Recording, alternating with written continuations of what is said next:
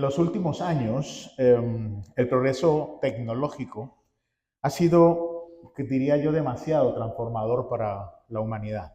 Y poco a poco ha ido mejorando nuestra vida, especialmente la forma en la que nos comunicamos, especialmente con la llegada de Internet y la tecnología. Pero antes de todo esto, para los más jóvenes, antes del WhatsApp, antes del correo electrónico, existía un medio de comunicación que requería de un bolígrafo y un papel. Obviamente me estoy refiriendo a las cartas. Aquí creo que hubo personas, al igual que yo, que alguna vez llegamos a escribir una carta con nuestro propio puño y letra, lo cual, estas cartas tenían particularidades. Una de ellas era que si te equivocabas, tenías que volver a repetir la carta. No tenía un delete para borrar lo que escribías, sino que, y normalmente uno se equivocaba al final de la carta. Entonces tenías que repetir básicamente todo el contenido de la carta. Y particularmente la Biblia está llena de cartas. La Biblia contiene 21 cartas que fueron escritas por diferentes autores y todas ellas tienen la misma estructura. Tienen un remitente, que es la persona que está enviando la carta, tiene un destinatario o unos destinatarios, que son las personas que reciben la carta, y también tienen un mensaje que el remitente quiere transmitir a los destinatarios. Nosotros hoy vamos a iniciar una nueva serie de predicación y la vamos a desarrollar a lo largo de los próximos 6 meses. Y la hemos titulado Viviendo como hijos amados del Padre. Y está basada en la carta a los Efesios. Y hoy vamos a ver la introducción a esta carta. Le voy a pedir que me acompañe en su Biblia a la carta de Efesios, capítulo 1, versículos del 1 al 3. Efesios 1, 1 al 3. Y dice así la palabra del Señor. Pablo, apóstol de Cristo Jesús por la voluntad de Dios, a los santos que están en Éfeso y que son fieles en Cristo Jesús. Gracias a vosotros y paz de parte de nuestro Dios Padre y del Señor Jesucristo. Bendito sea el Dios y Padre de nuestro Señor Jesucristo, que nos ha bendecido con toda bendición espiritual en los lugares celestiales en Cristo. Lo primero que tenemos que analizar de esta carta es el remitente.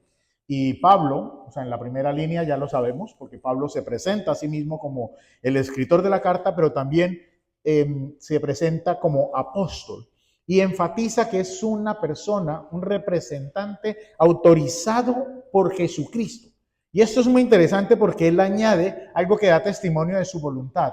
Y es que ha sido, perdón, de su humildad, un testimonio de su humildad. Y es que ha sido establecido como apóstol por la voluntad de Jesucristo. Y esto es muy importante, especialmente en estos tiempos donde se han levantado tantos apóstoles modernos. O sea, salen apóstoles hasta debajo de las piedras. Y esto es muy importante porque Pablo no se ofreció voluntariamente, no se presentó, ni siquiera hizo un curso, no hizo una aplicación, ni mucho menos pasó por un proceso de selección en frente de un jefe de recursos humanos.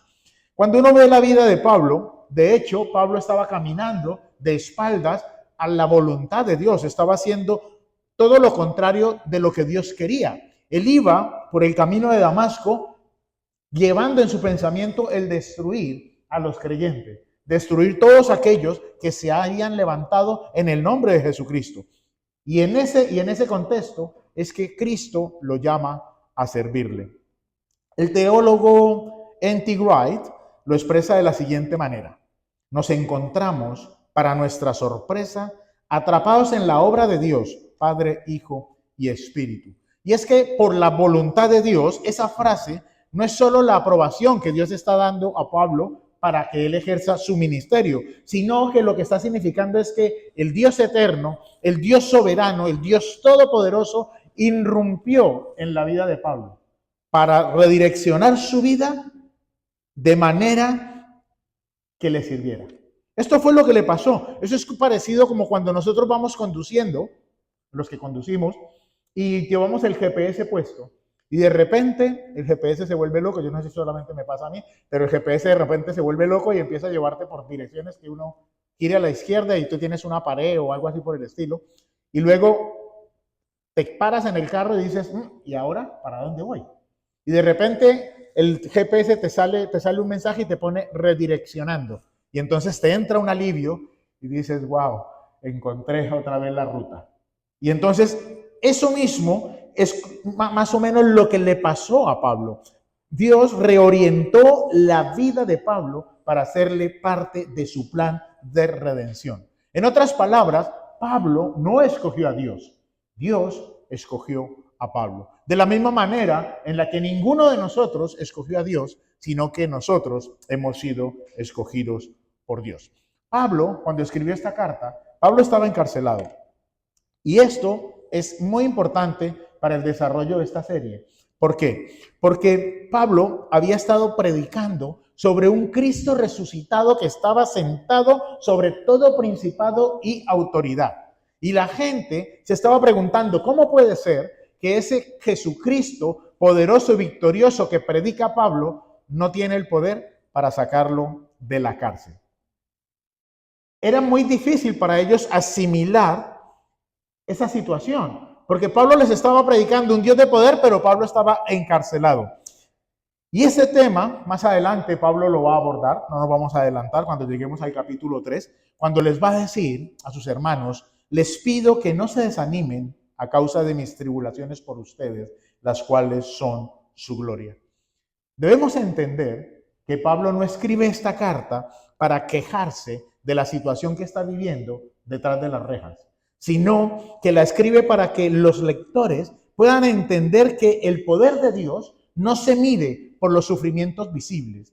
El poder de Dios no se mide por las situaciones difíciles que nosotros estamos pasando, sino que el poder de Dios se debe medir por la resurrección de Jesucristo y por la esperanza de nuestra resurrección que nosotros tenemos para el futuro cuando Él venga. El segundo punto del sermón son los destinatarios. Pablo dice a los santos que están en Éfeso y que son fieles en Cristo Jesús. Pero para poder entender el significado de esta carta, necesitamos primero conocer la historia de cómo nació la iglesia de Éfeso. Y para eso vamos a remitirnos al libro de Hechos, capítulo 19. No voy a leer todo el capítulo 19 porque sé que ustedes ya lo leyeron o lo van a leer en su casa, pero sí vamos a rescatar algunos aspectos que son importantes para el entendimiento de esta introducción. Primero que todo, Éfeso era una ciudad cosmopolita, como lo es Londres, como lo es Nueva York o como lo es Hong Kong actualmente. Era el centro político, comercial y religioso de la época. Además, también era el epicentro de la adoración de la diosa griega llamada Artemisa o la misma diosa romana llamada Diana. También era una ciudad que tenía un puerto. Y en este puerto llegaban personas de todas partes. Esto significaba que había una diversidad cultural y dentro de esa diversidad cultural también había apertura a todo tipo de prácticas paganas. Las personas que venían a esta ciudad tenían creciente fascinación por todo lo relacionado a la magia, la hechicería y el ocultismo. Como podemos observar, el panorama que se encontró Pablo cuando llegó a Éfeso era tremendo. Y en ese contexto y en ese panorama, Pablo va a fundar la iglesia. Ahora veamos qué pasó.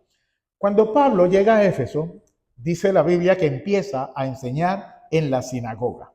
Y durante 3 meses habló con denuedo, o sea, con valentía. El versículo 8 dice que estuvo discutiendo y persuadiendo acerca del reino de Dios.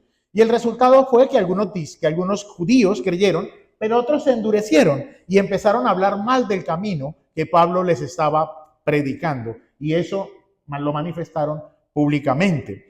Luego Pablo, a raíz de toda la oposición que sintió en la sinagoga, se movió a algo que se llamaba la Escuela de Tirano, que era un salón de conferencias que estaba en el centro de la ciudad.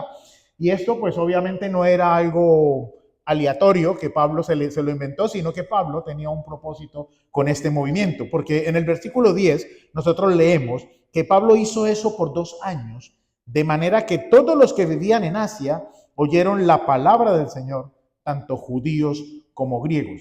Y el Espíritu Santo de Dios empezó allí, en ese lugar, a manifestar su poder a través de Pablo. Dios hacía milagros extraordinarios.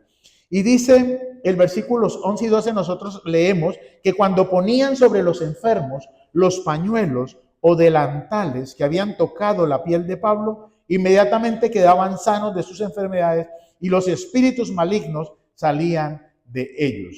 Vale la pena resaltar que esto no es una práctica doctrinal. Esto es algo que aparece una vez en la Biblia, pero no significa de que nosotros lo debemos hacer. O sea, usted no tiene que llevarse la ropa del pastor para los enfermos o la ropa de un hermano para que el Señor obre. O sea, nosotros ahora tenemos acceso directo y el Espíritu Santo obra conforme a su voluntad en función de lo que nosotros oramos y le pedimos. Algunos exorcistas judíos, dice los versículos 13 y 16, intentaron usar el nombre de Jesús para mostrar su poder, como que si el nombre de Jesús fuese algo mágico o tuviese algún poder para todas las personas.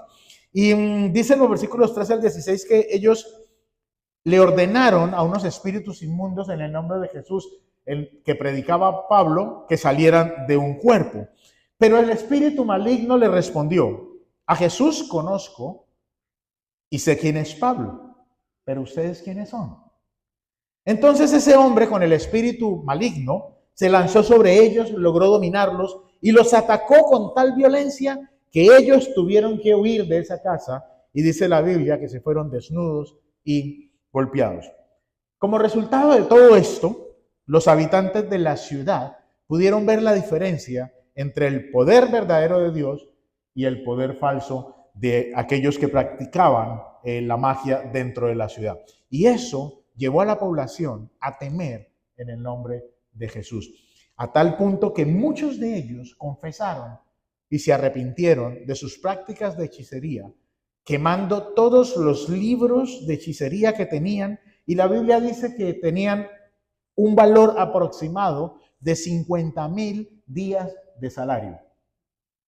Les digo esta información para que usted, que es bueno en las matemáticas, haga cálculo de cuánto podrían costar esos libros.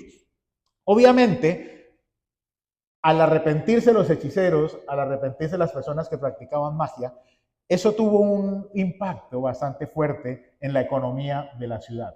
¿Por qué? Porque como era una ciudad idólatra, la mayoría de la gente vivía de la idolatría. De hecho, el versículo 26 nos habla de un platero que hacía ídolos de la diosa Artemisa. Y él, al ver que su negocio había bajado en ventas, entonces llamó a los demás artesanos de la ciudad y les dijo: compañeros, sabéis que nuestra prosperidad depende de este comercio. Y veis y oís que no solo en Éfeso, sino en casi toda Asia, este Pablo ha persuadido a una gran cantidad de gente y la ha apartado, diciendo que los dioses hechos con las manos no son dioses verdaderos. Y esto provocó un gran disturbio que no tuvo precedentes dentro de la ciudad. Es interesante que después de todo esto se conforma la iglesia de Éfeso. La mayoría de los habitantes o de los hermanos eran personas que estuvieron inmersos en prácticas de adoración, hechicería, inmoralidad sexual. Una iglesia que estaba conformada por judíos que conocían las escrituras, conocían al Dios Todopoderoso, pero a la misma vez tenían que compartir adoración con personas que hasta hace poco le estaban presentando ofrendas a esa diosa llamada Artemisa. Obviamente esta mezcla iba a levantar, iba a suscitar preguntas dentro de los propios hermanos. Preguntas como, por ejemplo, ¿y ahora cuál es la identidad de nosotros? ¿O cuál es la forma en la que nos debemos relacionar? O aún iban más allá. ¿Qué prácticas deben realizar estos gentiles para llegar a ser parte del pueblo de Dios? Y de eso ya hablaremos más adelante a lo largo de la carta. Pero ahora regresémonos a los destinatarios de la carta. Pablo utiliza dos palabras para describirlos. Dice que eran santos y que eran fieles. Cuando la Biblia habla de santos, no está hablando de perfección. No está hablando de personas que no pecan o personas que no tienen ningún tipo de problema, sino que está hablando de personas que han sido apartadas por Dios a través del Evangelio y a través del Espíritu Santo para ser parte de la comunidad que refleja los propósitos de Dios en el mundo. Porque la santidad no es simplemente cumplir reglas. Las reglas que Dios pone, las reglas que están estipuladas en la palabra, lo único que hacen es demarcar el camino y mostrarnos la ruta por la cual nosotros debemos caminar. Por eso es necesario que nosotros conozcamos la Biblia, porque si nosotros no conocemos la Biblia, nosotros no vamos a saber qué es lo que tenemos que hacer para llegar a la meta que el Señor ha propuesto para nosotros, y es alcanzar la vida eterna. También dijo Pablo que eran fieles. Y aquí estaba hablando de creyentes que son leales al reinado de Jesucristo, leales a su rey, aquel que han voluntariamente aceptado como el Señor de sus vidas, entendiendo que cuando alguien es el Señor de tu vida, tú ya no mandas sobre ti, sino que vas a obedecer y vas a hacer las cosas que tu Señor te está demandando.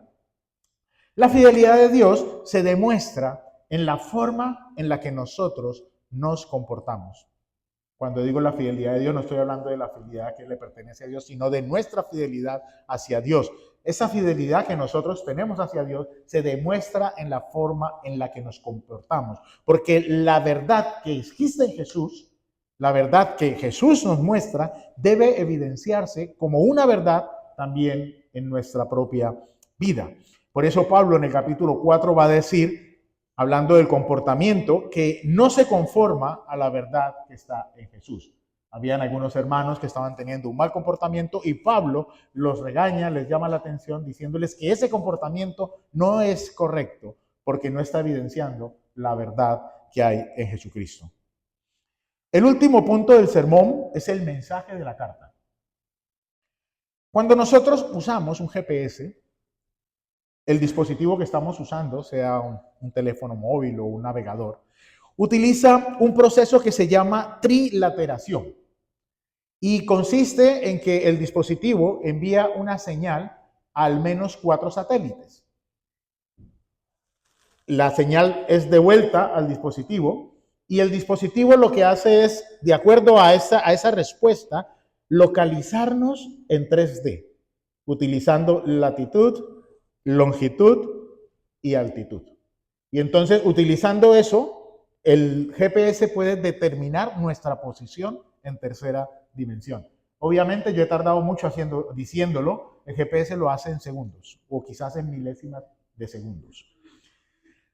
Y esto es muy importante porque, al igual que el GPS, si esas señales fallan, nos vamos a perder, como yo decía hace un momento. O sea, si alguna de esas señales, alguno de esos satélites no recibe la señal, el GPS no va a poder triangular y nos vamos a perder. De la misma manera, es como que Pablo nos está mostrando en estos 3 versículos las señales que nosotros necesitamos evidenciar para poder obtener nuestra posición real en Cristo Jesús. Porque a veces nosotros, como cristianos, tenemos una percepción, podríamos llamarlo, equivocada de nosotros mismos. Y pensamos que ya llegamos, pensamos que estamos caminando sobre las aguas, porque estamos en un nivel de santidad impresionante, pero cuando somos confrontados con estas señales, entonces nos damos cuenta que realmente necesitamos cada día del Señor. En el versículo 3, Pablo dice que nos ha bendecido con toda bendición espiritual en los lugares celestiales en Cristo Jesús. Y Pablo nos está dando 3 coordenadas en estos 3 versículos. La primera coordenada es en Cristo, es decir, está relacionada con nuestra unión con Él. Y nosotros vamos a ver a lo largo de esta serie, durante estos 6 meses, que la palabra en Cristo aparece más de 30 veces en esta carta. Por lo tanto, es una palabra o una frase que es muy significativa para nosotros. La vida cristiana no consiste en seguir un conjunto de normas o un conjunto de reglas, sino que la vida cristiana consiste en vivir unidos a Cristo. Si nosotros no estamos unidos a Cristo, dice la Biblia que nada vamos a poder hacer. Si nosotros no estamos unidos a Cristo, nosotros no vamos a poder vivir la vida que le agrada a Él. Porque la vida de Cristo, su carácter y la misión, cuando nosotros nos unimos a Cristo, es la que va a establecer los límites que nosotros necesitamos para poder vivir una vida acorde o una vida bajo la voluntad de Dios. Estar en Cristo nos da una identidad. Cuando nosotros somos conscientes de lo que Cristo ha ganado en la cruz, entendemos que somos hijos amados y que Dios nos ha adoptado y nos ha hecho miembros de la familia de Él. Tenemos una misión. Participamos en el proyecto que Dios tiene de reunir todas las cosas bajo Cristo, modelando cómo debemos vivir de acuerdo al nuevo estatus que hemos obtenido en Él. Nos da un propósito. Hermano, nuestro propósito es que todas las cosas que nosotros hagamos glorifiquen a Dios. Que nuestra vida sea una constante y permanente alabanza para el Señor. Nosotros debemos evaluar nuestra vida y si lo que nosotros hacemos no glorifica a Dios y si nosotros no estamos alabando a Dios con todo lo que hacemos, entonces nuestra vida no tiene propósito en Dios. Y por último, protección, porque hemos sido transferidos a la autoridad y al poder de un Padre que es más poderoso que cualquier situación de cualquier fuerza espiritual que antes quizás producía temor en nuestras vidas. La segunda coordenada es una perspectiva desde arriba. Y esto es muy importante porque en los lugares celestiales nosotros encontramos que es donde Cristo está sentado, donde nuestras bendiciones se encuentran, donde nosotros también estamos sentados con Cristo y donde se gesta o se lucha nuestras batallas. Hablar de lugares celestiales es muy importante porque eso nos permite a nosotros ver nuestros sufrimientos y ver nuestras situaciones adversas desde la perspectiva de Dios. Yo no sé si usted alguna vez se ha subido a un edificio muy alto, a lo mejor a The Shard o alguno de los edificios que hay aquí en Londres, a un edificio muy alto. Yo recuerdo que en España yo estuve trabajando en un edificio de 45 plantas y estuve en el roof y tuve la oportunidad de poder mirar hacia abajo y de verdad que las cosas se veían demasiado pequeñas. Recuerdo que había un tractor cuyas ruedas medían alrededor de unos 2,5 metros más o menos. Pero allí, desde allí arriba, desde la planta 45, se veía diminuto, se veía como una hormiga. Y esto es importante para nosotros porque en la tradición judía, cuando el pueblo de Dios sufría bajo cualquiera de los imperios opresores, los escritores lo que hacían era abrir una ventana al cielo para mostrarles que detrás del caos que ellos estaban viviendo, Dios seguía sentado en el trono, teniendo soberanía, control soberano sobre todas las cosas que estaban pasando. No había nada, absolutamente nada, que se estuviera escapando de su control. Y que todo lo que estaba aconteciendo era bajo los propósitos de Dios. Y al final, esos propósitos de Dios se iban a cumplir. Cuando Pablo escribe esta carta, está haciendo exactamente lo mismo. Cuando le escribe a esos creyentes que habían quemado los libros de magia, pero que seguían viviendo dentro de la misma ciudad, porque no se habían ido, entonces Pablo les dice que miren hacia arriba, aquel lugar donde Dios está sentado, donde Cristo está sobre los principados y sobre toda autoridad.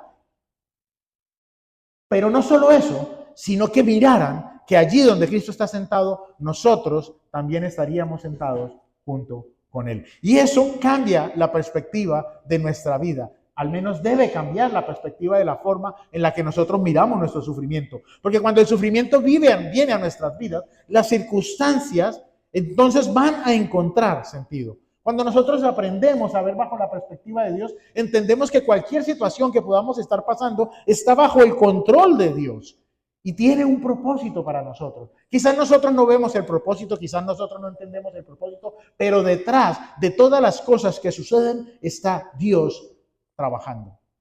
Necesitamos ver desde la ventana del cielo esa situación, verlo desde la perspectiva de Dios, pensando de que todo lo que nos sucede en este mundo es pasajero, absolutamente todo, incluyendo el sufrimiento, las enfermedades, las tristezas, las cosas materiales, todo es pasajero. Lo único que va a permanecer para siempre es lo que es de Dios. Por eso nos tenemos que llenar de Dios, porque solo lo que nosotros tenemos en Dios va a permanecer por la eternidad.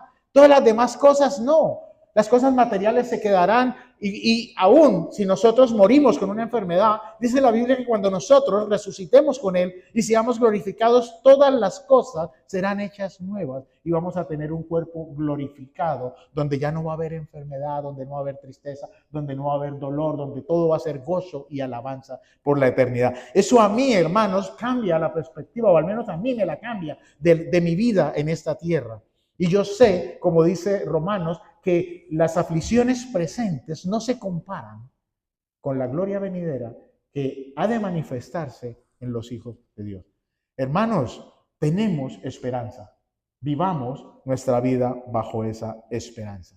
Y la tercera coordenada es la ciudad. Éfeso, o quizás para nosotros Londres, o la ciudad donde nos encontremos.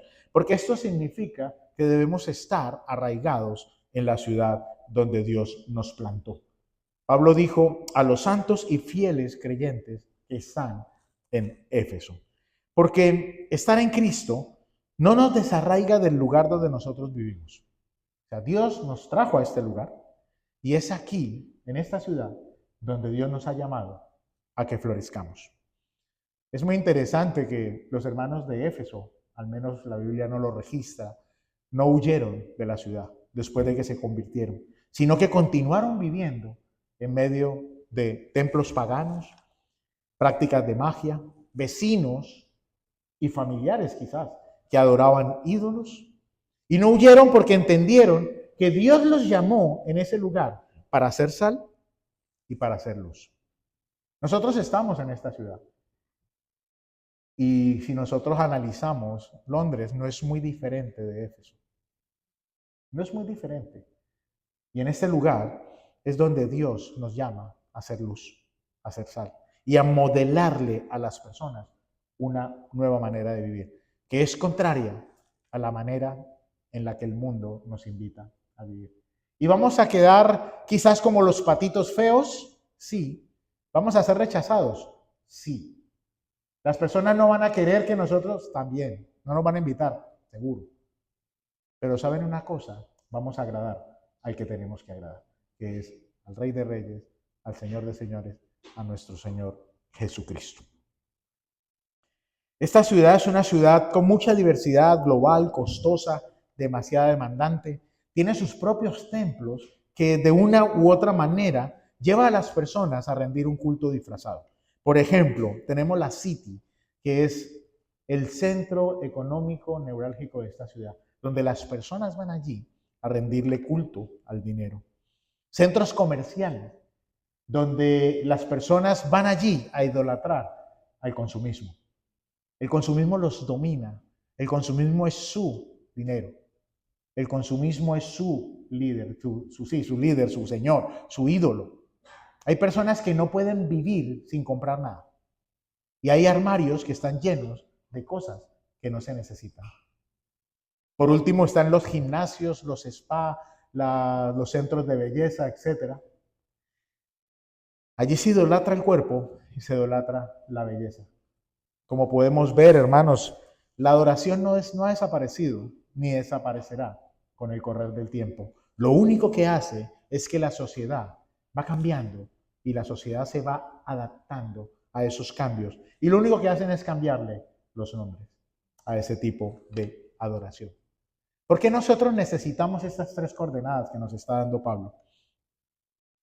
Porque al igual que el GPS, altitud, latitud y longitud, trabajan juntas. Se necesitan las tres para poder localizar un vehículo o a una persona. Y si alguna falta, todo se desequilibra y entonces nos perdemos.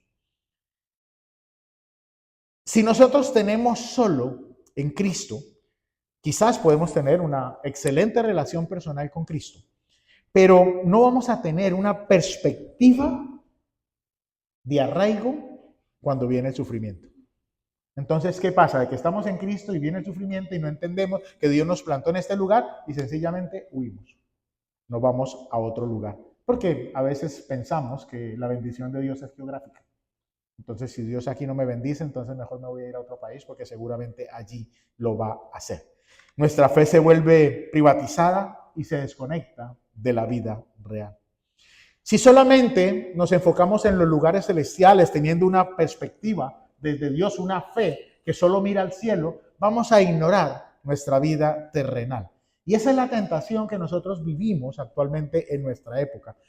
Una fascinación por las cosas invisibles. Yo no sé si usted ha escuchado eso de la conexión con la madre tierra y la mindful, o sea, desocupa tu mente y llena, o sea, la gente está ahora fascinada por las cosas que no ven.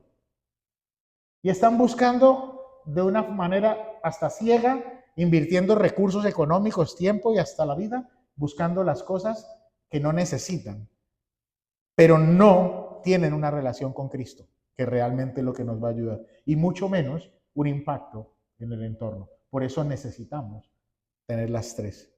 Si solo tenemos en el lugar donde estamos, en Londres o en la ciudad, lo único que hacemos es trabajar por el bien de la ciudad. Y eso nos lleva a agotarnos. Solamente pensamos en lo que hay aquí en la tierra, en conseguir recursos, conseguir dinero, mucho trabajo, pero perdemos la identidad y perdemos la perspectiva. No sabemos quiénes somos, y mucho menos vamos a poder ver la vida como la ve Dios. Y esto es peligroso, porque cuando nosotros vivimos solamente en función del lugar donde vivimos, trae la tentación y el peligro de mimetizarnos con la cultura. Nos adaptamos tanto a la cultura que empezamos a hacer las cosas que el mundo hace, empezamos a hablar como el mundo habla y empezamos también a cometer los pecados que el mundo comete. Para concluir, durante los próximos 6 meses vamos a ver cómo Pablo, a través de esta carta, va a estar trabajando en estas tres coordenadas, en Cristo, en los lugares celestiales y en el lugar donde Dios nos ha plantado. Porque debemos recordar que las tres coordenadas trabajan juntas y juntas nos dan una vida cristiana que es íntegra, una vida cristiana que es equilibrada. Vamos a estar unidos en Cristo, viendo nuestros problemas y nuestras situaciones desde una perspectiva celestial, pero arraigados en el lugar donde Dios nos ha plantado para hacer sal, para hacer luz y afectar con nuestra vida a las personas que nos rodean. Porque al final, mis queridos hermanos, las personas que nos rodean deben saber que somos diferentes. Si ellos no lo perciben, tenemos un problema. Y yo espero que a lo largo de esta carta nos pueda servir también como un evaluador de nuestra posición en Cristo. Vamos a orar.